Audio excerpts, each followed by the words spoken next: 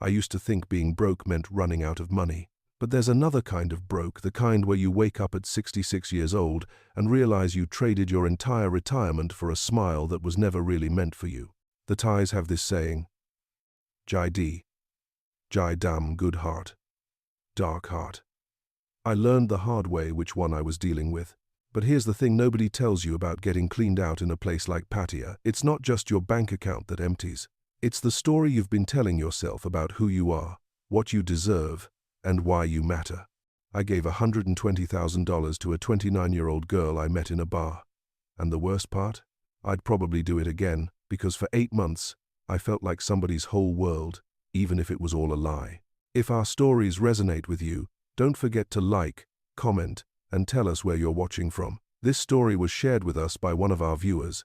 He asked us not to share his name, but he wanted his experience heard as a warning to other men chasing the same dream he was. I arrived in Pattaya on a Tuesday in February. The divorce papers had been signed for 3 months, but I still wasn't sleeping right. My ex-wife got the house in Henderson, the truck, and most of what we'd built together over 32 years. I got a settlement that felt like an apology no one meant. 66 years old, and I was starting over with a bank account that looked decent on paper but felt empty in my chest. My kids were grown, living their own lives in California and Arizona. They called on birthdays. That was about it. I'd spent 40 years working construction in Nevada, pouring foundations, framing houses, laying tile until my knees gave out and my back started complaining every morning. I had nobody waiting for me at the end of the day. No one to cook dinner with. No one to ask me how my day went. Just an empty apartment in a retirement community where everyone looked as lost as I felt. So I did what a lot of men my age do when they run out of reasons to stay. I bought a one-way ticket to Thailand. I'd heard the stories. Cheap living, warm weather year-round, beautiful women who smiled at you like you mattered. I wasn't looking for love. I just wanted to feel like a human being again, instead of a paycheck that dried up and a marriage that died slowly over 20 years. I checked into a mid-range hotel on Soi Buakau. Nothing fancy. Just a clean room with air conditioning that worked, and a bed that didn't creak when I rolled over at night. The first 2 nights I barely left the room. I'd walk down to 7-Eleven, grab a sandwich and a Leo beer, then sit on the balcony watching the motorbikes and tuk-tuks blur past in the heat. The city was loud, chaotic, overwhelming. I didn't know what I was doing there, but I knew I couldn't go back. On the 3rd night, I got restless. I showered, put on a clean shirt, and walked out into the neon chaos of Pattaya after dark. The streets smelled like grilled meat, gasoline, and something floral I couldn't name. Music pounded from every direction, mixing together into one continuous roar. Girls in tight dresses stood outside bars calling out to passing men, "Hello, handsome. Where you go? You want drink? Come inside, I take care you." I kept walking. I wasn't ready for that. Not yet. I didn't know what I was looking for, but it wasn't that. Then I saw a small bar tucked into a side street, away from the main noise. The sign said, "Angel's Heaven," in faded English letters with a couple of burned-out bulbs. It looked quieter, less aggressive. I walked in. The place was small, maybe 10 tables scattered around, a pool table in the back corner with ripped felt, dim lighting that made everything look softer than it was. There were a few other guys scattered around, older like me, sitting with beers and barely talking. A woman stood behind the bar, wiping down glasses. She looked up when I walked in and smiled. Not the practiced, mechanical smile I'd seen on the street. Something warmer, something that reached her eyes. "Hello," she said. "You want drink?" Her voice was soft, accented but clear. I sat down at the bar on one of the wobbly stools. "Leo, please." She opened the bottle, set it in front of me with a small glass of ice on the side, and didn't ask me to buy her a drink. That caught me off guard. Every story I'd heard said they'd ask right away, that the whole system ran on lady drinks and tips. But she didn't. She just leaned on the bar and said, "First time Pattaya?" I nodded. "3rd night here." "You like it?" she asked, tilting her head slightly. I shrugged, still figuring it out. "It's different from what I expected." She laughed. And it sounded real. Not forced, not fake. Pattaya not for everyone. Too crazy, too loud. But if you give it time, maybe you find something good here. Her name was Kulap. She told me after I asked, after we'd been talking for about 20 minutes. She was 29, slender, with long dark hair pulled into a ponytail and a face that looked kind even in the low light. She had a small scar above her left eyebrow that she touched sometimes when she was thinking. She told me she was from Udon Thani, a province up north I'd never heard of. She'd been working in Pattaya for 3 years, sending money back home to her mother and her daughter. "You have a daughter?" I asked, surprised. She nodded, and her whole face changed, softened. 8 years old. She lived with my mother in village. I miss her every day, but I have to work here. No job in Udon Thani, just rice farm, and rice farm don't pay enough. I asked her name.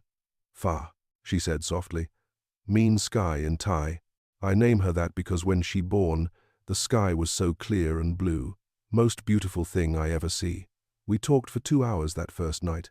I told her about Nevada, about the divorce, about how strange it felt to be 66 and starting over in a country where I didn't know the language or the rules or what I was supposed to do with myself. She listened, really listened.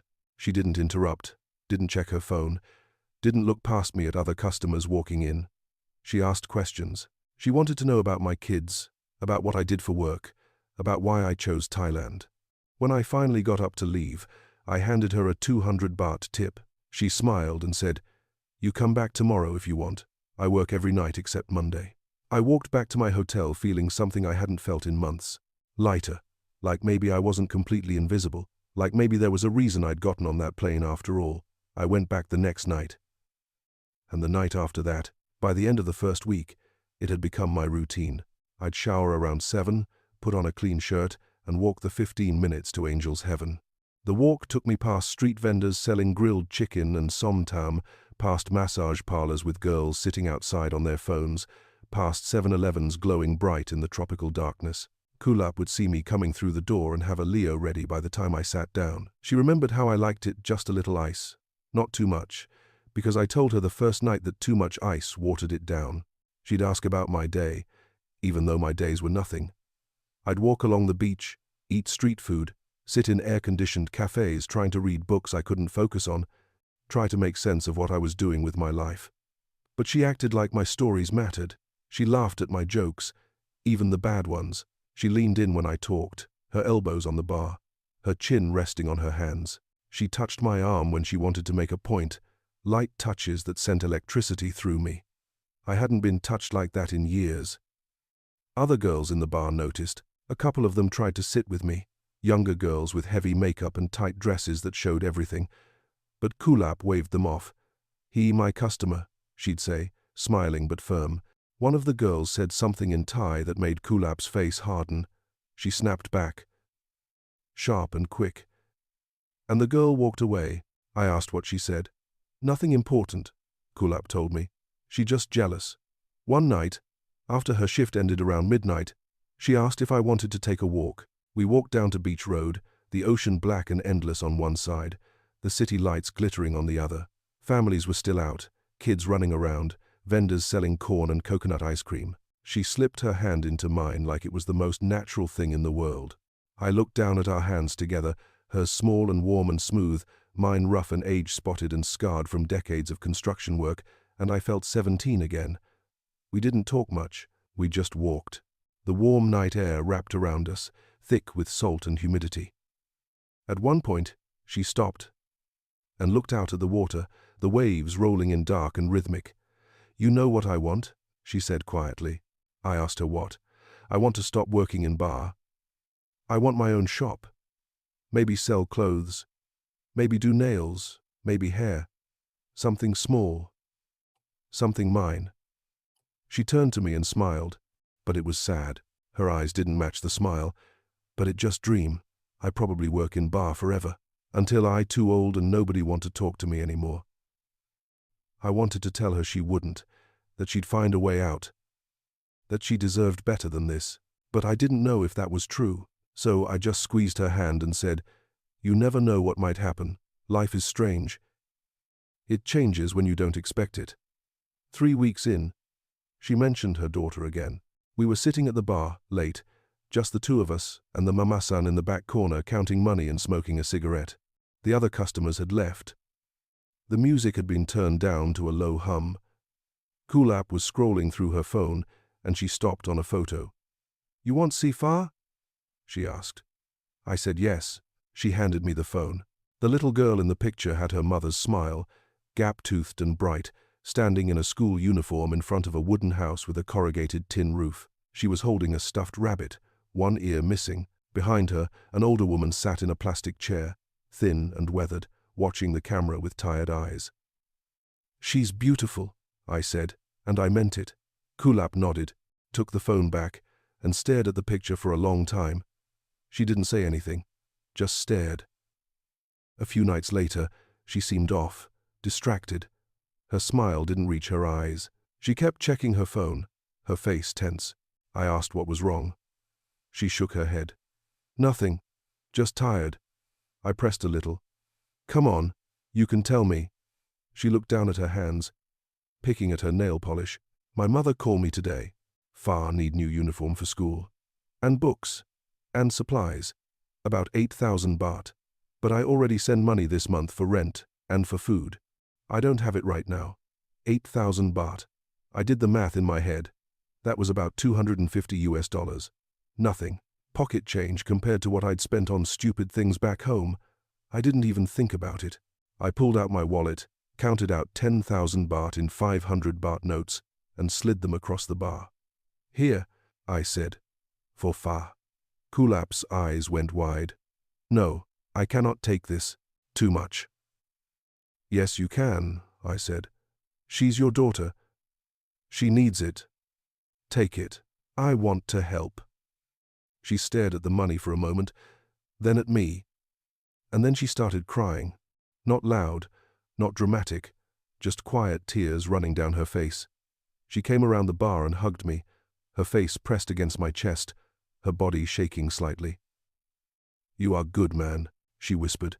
"Not like Thai man. Thai man never help like this. They only take." I held her and felt something swell in my chest. Pride, purpose. I hadn't felt needed in so long. Hadn't felt like I could fix something, help someone, matter to someone. I told myself this wasn't about the money.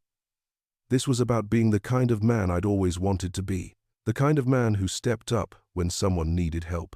The kind of man who made a difference. 2 months in, Kulap suggested we get a place together. We were lying in my hotel room one afternoon, the air conditioner rattling in the corner, and she rolled over to look at me. Her hair was messy, spread across the pillow. "You pay too much here," she said, tracing her finger along my arm. "Hotel too expensive. Maybe we rent apartment together, cheaper for you, and I can take care of you better, cook for you, make it feel like home." I didn't need much convincing. The hotel was costing me 15,000 baht a week, and the idea of waking up next to her every morning instead of just a few nights here and there sounded like something worth doing. It sounded like a life. We found a 1-bedroom place in Jomtien, a quieter area south of Pattaya, for 12,000 baht a month. It wasn't much. A bedroom, a small living room with a couch that had seen better days, a kitchen just big enough for 2 people if they didn't mind bumping into each other. But it was clean. It had a little balcony overlooking the soy where I could sit in the evenings and watch the neighborhood come alive. Kulap moved in with 2 bags of clothes, a makeup case, and a smile that made me feel like I'd done something right for the first time in years. She started cooking for me. Real Thai food, not the tourist stuff. Fried rice with holy basil that made my eyes water, pad crapper with a fried egg on top, tom yum soup that cleared my sinuses and made me sweat but tasted like heaven. She ironed my shirts even though I told her she didn't have to. Even though most days I just wore the same 3 t-shirts on rotation. At night, she'd curl up beside me, her head on my chest, her hand resting over my heart, and whisper, "I never feel safe like this before. Never have man treat me good like you do." I started calling her my girlfriend. I changed my Facebook profile picture to a photo of us at a beachside restaurant, her in a yellow sundress, me with my arm around her, both of us smiling at the camera. My buddies from back home started commenting within hours. "Be careful, man. You sure about this? Don't get played. I've heard too many stories." I ignored them. They didn't understand. They were stuck in their same routines, same problems, same loneliness, drinking beer in the same bars and going home to the same empty houses. I was building something. I was wanted. I was happy. For the first time since the divorce, maybe for the first time in decades, I was actually happy. 4 months in, the requests started. Small at first. Innocent. Kulap's mother needed surgery. A problem with her gallbladder. Kulap said. The local hospital in Udon Thani wanted 35,000 baht up front before they'd do the procedure. Her younger brother's motorcycle broke down, and he needed it to get to work at a factory an hour away. 15,000 baht to fix it, maybe a little more for parts. The landlord of her family's house was threatening to evict them unless they paid 6 months of back rent, 60,000 baht, and he wanted it by the end of the month, or they'd be out on the street. Each time, Kulap would cry. Real tears, not the fake kind. She'd say she didn't want to be a burden, that she'd figure it out herself, that maybe she could borrow from friends or work extra shifts, and each time, I'd step in. I'd tell her not to worry, that I'd take care of it, that this was what people did when they cared about each other. I told myself I was investing in our future, in the life we were building together. I started pulling money from my retirement account, not all at once, just here and there, enough to cover the emergencies. It would stabilize eventually. It had to. Things couldn't keep breaking forever. Kulap was always grateful. She'd cook my favorite meals. She'd massage my shoulders after I'd been walking all day in the heat. She'd tell me I was her hero, that I saved her family, that she didn't know what she'd do without me. But I started noticing small things. She was on her phone more, texting in rapid Thai, her thumbs flying across the screen, her face lit up by the blue glow in the dark. When I asked who she was talking to, she'd say it was her mother, or a friend from the bar checking in, or someone selling clothes on Facebook. I believed her because I needed to, because questioning it meant questioning everything, and I wasn't ready for that. I was in too deep. Walking away would mean admitting I'd made a mistake, and I couldn't afford that. Not emotionally, not at 66, not when this was all I had. Then came the business proposal. We were sitting on the balcony one evening, the sun going down, painting the sky orange and pink, the heat finally breaking enough to breathe. Kulap was quiet, picking at her nails, her face serious. Then she looked up at me. "I have idea," she said. I asked what. "You remember I tell you I want my own shop? My own business?"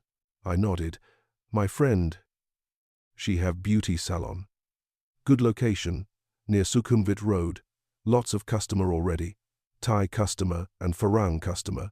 She want to sell it because she moving to Bangkok with her boyfriend. She only want 400,000 baht for everything. The equipment, the customer list, the lease, everything. 400,000 baht. I did the math quickly. That was about 12,000 US dollars. Maybe 13, if I buy it." Kulap continued, reaching across the table to take my hand. "I can quit bar forever. No more working at night. No more drunk men touching me. I can work for myself, build something real." She squeezed my hand. "And you can help me run it. We do it together, like real partner, like husband and wife." I felt a surge of excitement run through me. This was it. This was the thing that would prove everyone wrong, that would turn this relationship into something solid and real and lasting. This was the thing that would make all the money I'd given her make sense. I asked to see the paperwork, to see the salon. She showed me photos on her phone. A small salon with mirrors and chairs, shelves lined with bottles and tools, a reception desk with a cash register. It looked legitimate. She showed me some documents, pages of Thai text I couldn't read, but they had official-looking stamps and signatures. "My friend need answer soon," Kulap said, her voice urgent. "Other people interested. If we don't move fast, someone else buy it." I didn't hesitate. I went to the bank the next day, filled out the withdrawal forms, and took out 18,000 US dollars. The teller asked if I was sure, if everything was okay. I said everything was fine. I was investing in a business. I came home and handed it to Kulap in cash, thick stacks of 500 baht notes that barely fit in her purse. She counted it twice, her hands shaking. Then she cried. She kissed me. She wrapped her arms around my neck and said, "Now we have future together." real future. I love you so much. I believed her. I wanted to believe her. I needed to believe her. Weeks went by. I asked about the salon. When would we go see it? When would the paperwork be finalized? Kulap said there were delays. Her friend was still working things out with the landlord. There were some issues with the lease transfer. Thai business was complicated, she said. Everything took time. Another month passed. I started asking more questions. When could I meet her friend?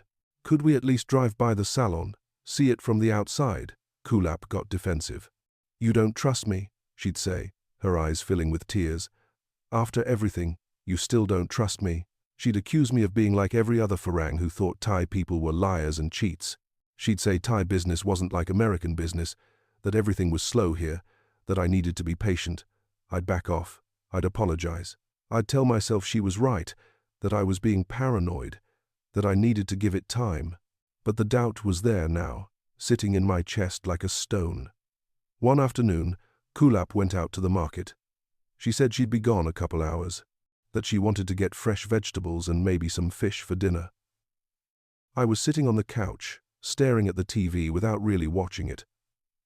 When I saw her phone on the kitchen counter, she'd forgotten it, or left it. I stared at it for a long time. I'd never looked through her phone before, never wanted to, never thought I needed to, but something in me cracked. I picked it up. It wasn't locked. She didn't use a passcode.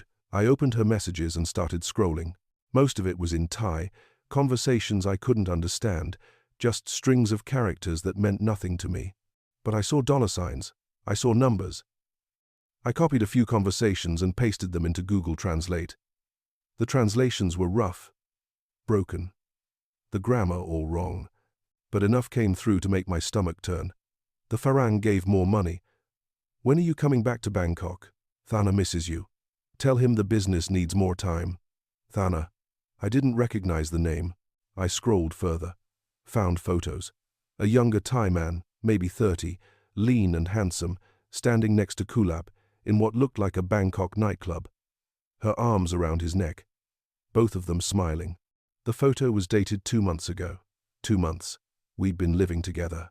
When Kulap came home, plastic bags of vegetables in her hands, I was sitting on the couch, her phone on the table in front of me. She saw my face and froze. The bags slipped from her fingers. Tomatoes rolled across the floor. Who is Thana? I asked. My voice was calm. Didn't speak. Who is he, Kulap? He, my cousin, she said quickly. Her voice was higher than normal. Why you look my phone? That private. Your cousin, I repeated. Right. Your cousin. She dropped to her knees, started picking up the vegetables. You have no right to look my phone. You have no right. I stood up. Where's the salon, Kulap? Where's the 400,000 baht? She stopped, looked up at me, and for just a second, before the tears came, I saw something in her eyes, something cold, something that didn't love me, something that had never loved me.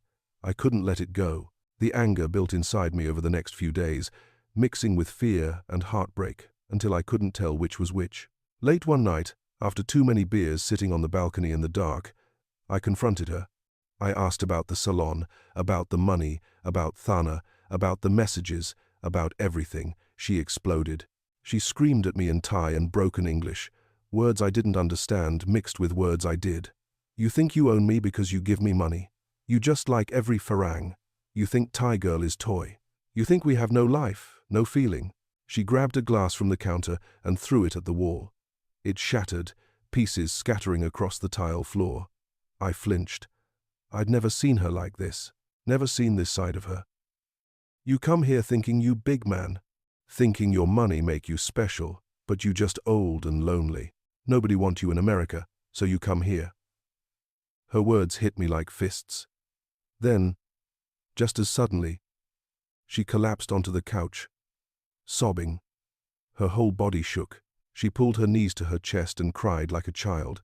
My life too hard, she sobbed. Everyone use me. Everyone take from me. Everybody wants something. I thought you different. I thought you actually care about me, not just want to own me. I stood there, shaking, guilt pouring through me like cold water. Maybe I was wrong. Maybe I'd misunderstood the messages. Maybe Thana was her cousin. Maybe I was being paranoid and jealous and controlling like she said. I knelt beside the couch. "I'm sorry," I said. "I'm just scared of losing you. I love you. I don't want to lose you." She looked at me, her face wet with tears, her eyes red and swollen. She touched my face. "Then stop pushing me away," she whispered. Things were tense for a few days after that. We barely spoke. She slept on the couch. I lay awake in bed, staring at the ceiling, listening to the sounds of the soy outside, wondering if I'd ruined everything, wondering if I was crazy, wondering if this was what it felt like to lose your mind. Then, slowly, she softened. She started cooking again. She smiled at me in the mornings when I made coffee. She came back to bed. One night, she curled up beside me and whispered, "I'm sorry I yell at you. I just so stressed. So much pressure. But I love you. I do love you." I held her and told her it was okay, that I understood, that we'd figure everything out together. I wanted to believe it. I needed to believe it. Then, a few days later, she told me her mother was very sick again. The surgery from before hadn't worked. The doctors found more problems. She needed another procedure, more expensive this time, at a private hospital in Udon Thani, because the public hospital didn't have the right equipment. I asked, my chest already tightening, my stomach already sinking. 120,000 baht, she said quietly, not looking at me. I sat up in bed. "Kulap, I don't have. If she don't get surgery, she die." Kulap interrupted, her voice breaking. "Doctors say she need it now, maybe 2 weeks, maybe 3, and then too late. I don't know what to do. I ask my brother, but he have no money. I ask my friend, but nobody have this much. I have nobody else to ask." She got on her knees on the bed, her hands pressed together in front of her chest like she was praying, like she was begging. "Please, I never ask you again. I promise. I swear on Far's life, just this one time. Please, I don't want my mother to die." I felt my chest tighten. I couldn't breathe. I'd already given her over $100,000. My retirement account was nearly empty. I was living off Social Security and what little I had left. But the way she looked at me, desperate, broken, terrified, I couldn't say no. I couldn't be the man who let her mother die. I couldn't live with that. I went to the bank the next morning. My hands were shaking when I filled out the withdrawal forms. The teller looked at me with concern. "Sir, this is a large amount." "Are you certain?" I nodded. "I'm certain. I withdrew $15,000, the last of my liquid savings, everything I had left that wasn't locked up in accounts I couldn't touch without penalties. I came home and handed it to Kulap in cash. She counted it slowly. Then she kissed me all over my face, her tears mixing with mine. "I love you," she said. "I love you so much. You saved my family. You saved my mother. I never forget this. Never." 2 days later, she was gone. She said she was going to Udon Thani to be with her mother during the surgery. She'd be back in a week, maybe 10 days, depending on how the recovery went. I offered to come with her. "No," she said, shaking her head. "This family thing, very private. I don't want you see me like this, see my mother like this. I want you remember me happy." She packed a small bag. I watched her fold clothes, watched her gather her makeup and phone charger. I kissed her at the door, held her for a long time. "Call me when you get there," I said.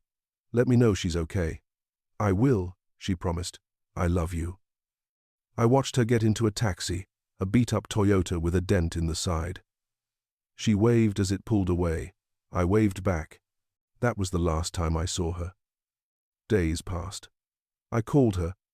The phone rang and rang. No answer. I texted her. "Are you there? Is your mother okay? Please just let me know you're safe." No response. Her line account showed last seen 3 days ago. Then 4 days. Then a week. I started to panic. I couldn't eat, couldn't sleep. I paced the apartment, my mind spinning through possibilities. Maybe her mother died. Maybe she was grieving, too upset to talk. Maybe her phone broke. Maybe she lost it. Maybe something happened to her. I went to Angel's Heaven. I hadn't been there in months. Not since we'd moved in together. The bar looked the same. Same dim lighting, same pool table, same smell of cigarettes and beer. The mama-san was behind the counter. She looked at me and something like pity crossed her face. "You looking for Kulap?" she asked in broken English. I nodded. She shook her head. "Kulap quit 2 weeks ago. She say she going to Bangkok. She not coming back. 2 weeks.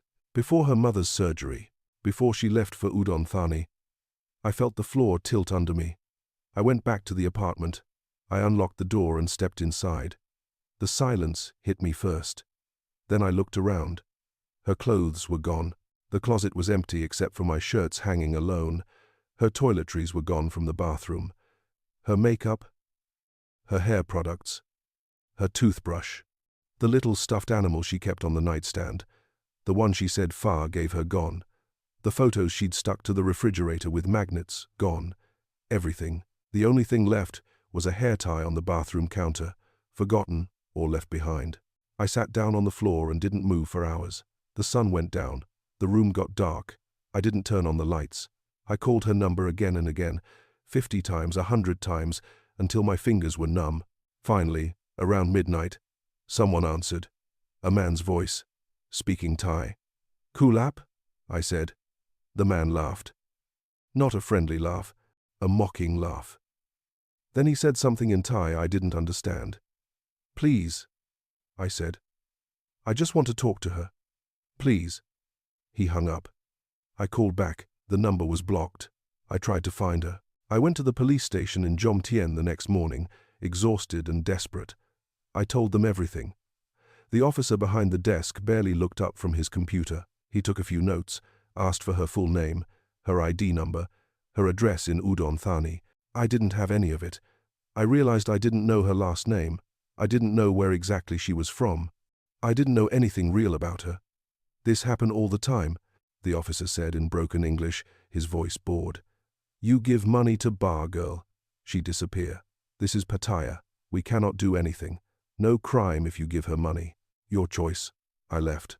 I found a private investigator through an online expat forum, a Thai man who'd helped other foreigners track down women who'd disappeared. He charged me 30,000 baht up front.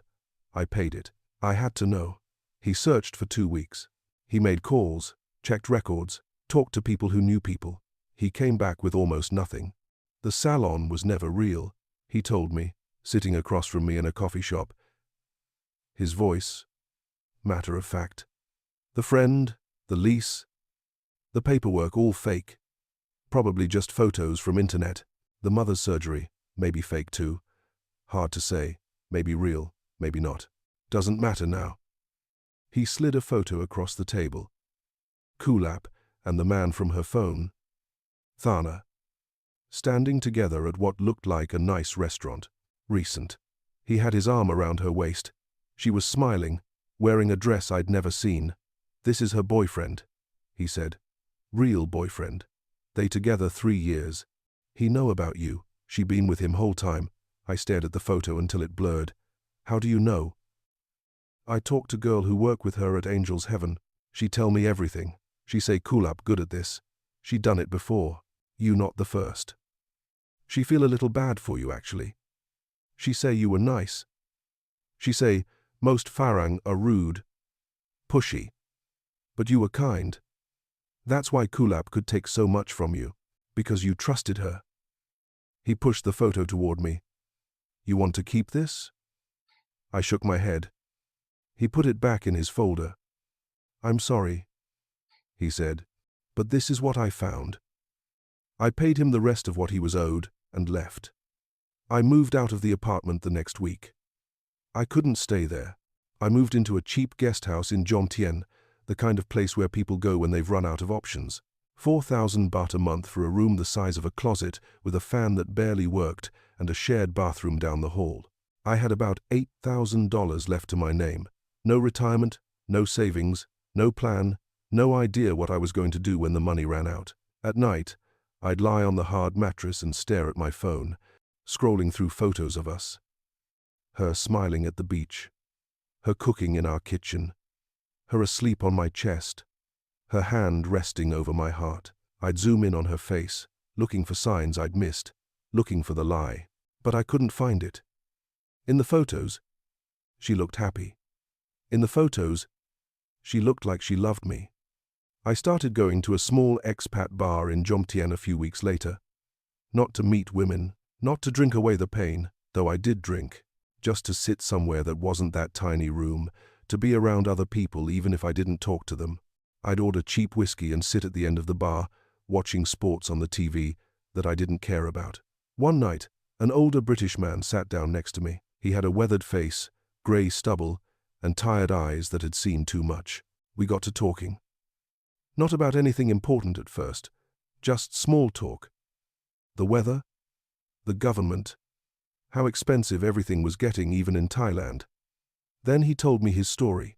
Different girl, different bar in Bangkok, same ending. He lost £60,000 over 2 years. You feel like an idiot, don't you? He said, looking into his glass of whiskey like it held answers. I nodded, unable to speak. That's the worst part, he continued. Not the money. I mean, yeah, the money hurts, but it's knowing you let it happen, that you saw the signs and ignored them because you wanted to believe, because you needed to believe, because the alternative being alone was worse than being lied to. He took a drink. I knew 6 months in. Deep down, I knew. But I kept going because what else was I supposed to do? Go back to Manchester? Back to my empty flat where nobody gave a damn if I lived or died? I asked him how he moved on. How he got past it. He shrugged. I didn't. I just learned to live with it. Some days are better than others. Some days I don't think about her at all. Other days, I hate myself so much I can barely get out of bed. He looked at me. But you keep going because what else is there? You keep going because the alternative is giving up completely, and I'm not ready for that yet. We sat in silence for a while, then he paid his bill and left. I never saw him again, but his words stayed with me. That's what I'm doing now. Learning to live with it. I thought about going back to the States, but there's nothing there for me. My ex-wife remarried. I saw it on Facebook. She looked happy. My kids barely call, maybe once every couple of months, obligatory check-ins that last 10 minutes. How are you, Dad? I'm fine. Okay, good. Talk to you later. They have their own lives, their own families. I'm just a name on their contact list now, someone they feel obligated to check in on but don't really want to talk to. Thailand, for all its pain, is still the only place where I felt something. Even if it was a lie, even if it was all fake, at least I felt alive. Late one night, about 2 months after she disappeared, I was drunk and alone in my room. I couldn't sleep, the fan was broken, and the heat was suffocating. I opened Line and started typing a message to Kulap. I didn't send it. I just typed it out, let it sit there in the text box, unsent. I told her I didn't hate her. I said I understood now, or at least I was trying to, that she was surviving, doing what she had to do in a country where women like her don't have many options, where a girl from a poor village with a daughter and no education has to make impossible choices just to eat, just to survive. I wrote that I was angrier at myself than at her, because I knew, deep down, what this was. Maybe not at first, but somewhere along the way, I knew. But I wanted so badly to be someone's hero that I ignored every red flag. I wanted so badly to matter to someone that I let myself be used. I wrote that I hoped she was okay, that her daughter was okay, that whatever money she got from me actually helped them. I hoped her mother was fine, whether she was sick or not. I hoped Thana treated her better than I could. I ended with, I don't regret meeting you. I regret lying to myself. I read it 3 times. Then I deleted it, word by word, until the text box was empty again. I never sent it, because I knew it wouldn't matter. She wouldn't read it. She wouldn't care, and even if she did, it wouldn't change anything. It wouldn't bring the money back. It wouldn't bring her back. It wouldn't undo the fact that I was 66 years old and broke and alone in a country that wasn't mine. I still live in Thailand. I moved to a cheaper city about 6 months ago, Udon Thani. Ironically, the same province Kulap claimed to be from. I don't know if she was actually from here. I'll never know, but it's cheaper than Pattaya, quieter, less full of tourists and scams and broken men like me.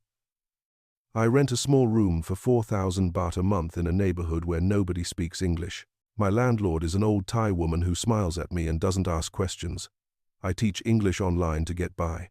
The students are kids in China and Vietnam, sometimes Korea, and they don't care that I'm 66 years old and nearly broke and living in a room with peeling paint and a toilet that doesn't flush properly. They just want me to help them pronounce words correctly and correct their grammar.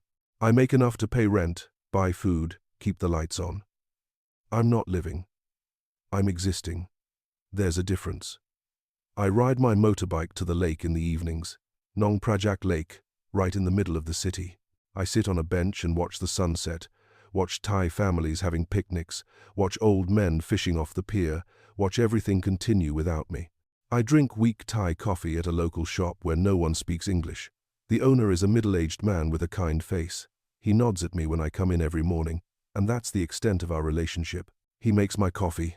I pay him. I sit at a plastic table and watch the soy wake up. I don't date. I don't go to bars. I don't talk to women unless I have to at the market, at 7-Eleven, at the phone shop, when I need to add minutes. I don't trust myself anymore. I don't trust them. I don't trust anyone. I just exist, one day at a time, watching my savings slowly drain away, knowing that eventually I'll run out and I don't know what happens then. Some days, I think about her. I wonder where she is, what she's doing, if she's still with Thana, or if she's moved on to someone else. I wonder if she ever thinks about me. Probably not. I was just one of many, just another old farang with money and loneliness, just another transaction, and that's okay. I've made peace with it, or something close to peace. I understand now that I wasn't special, that this was business, survival, a transaction I mistook for love because I needed it to be love, because without that story, I was just a lonely old man getting scammed, and I couldn't face that truth. I've learned something hard and true. Love, or what I thought was love, cost me everything. $120,000, my retirement, my dignity, my ability to trust. But loneliness would have cost me more. At least this way I got to feel something. Even if it was a lie, even if every smile was calculated and every touch was part of a script I was too blind to see. At least for a while, for 8 months, I wasn't alone. I woke up next to someone. I had someone to cook dinner with, to watch movies with, to talk to about nothing important. I had someone who said my name like it mattered. And for an old man with nothing left, that's worth something. Maybe not $120,000, maybe not my entire future, but something. I still have her hair tie, the one I found on the bathroom counter. I don't know why I kept it. I should have thrown it away. But it sits in my drawer, under my socks, and sometimes late at night when I can't sleep, I take it out and hold it, and remember what it felt like to believe I was loved. I know that makes me pathetic. I know that makes me exactly the kind of fool everyone warned me I was becoming, but I can't seem to let it go. Maybe someday I will. Maybe someday I'll throw it away and feel nothing, and move on completely, but not yet, not today.